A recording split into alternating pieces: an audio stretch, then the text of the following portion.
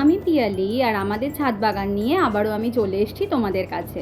তোমরা যারা দেখেছো নিশ্চয়ই জানো যে আমি আমাদের এই ছোট্ট জলাশয়টার মেকিং ভিডিও একটু একটু করে দিচ্ছিলাম। আজ চলো দেখে নিই বাদ বাকিটা।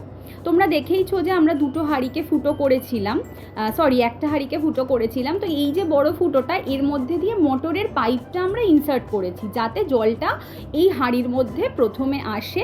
তারপর যখন জলের লেভেলটা বেড়ে যাবে, সেটা এই সরু সরু যে 4টে পাইপ লাগানো হয়েছে সেখান থেকে ঝর্ণার মতো স্লোলি পড়বে।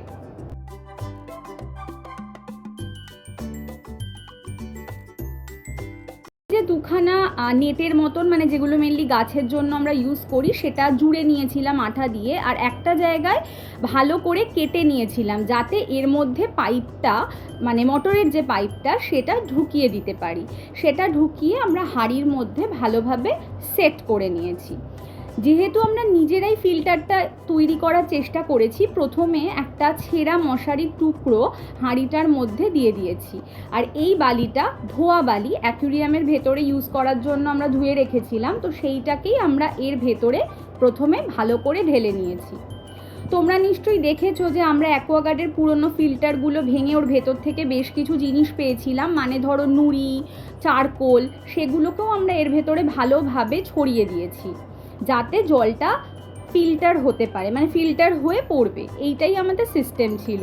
ব্যাস, এবার কিন্তু পুরো যে সেট আপটা ডান। দেখতেই পাচ্ছ আমরা মোটরটাকে অন করে দিয়েছি, এদিকে আস্তে আস্তে জলের লেভেলটা এই হাঁড়িতে কিন্তু বেড়ে যাচ্ছে। এগুলোকে একটু সময় দিতে হবে থিতিয়ে পড়ার।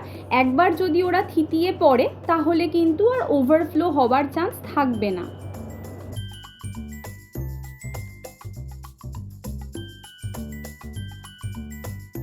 আমাদের সুন্দর নিজেদের হাতে বানানো ঝর্ণা, ফোয়ারা, জলাশয়, যাই বলি না কেন, রেডি। কেমন হয়েছে ডেফিনেটলি বলো কিন্তু।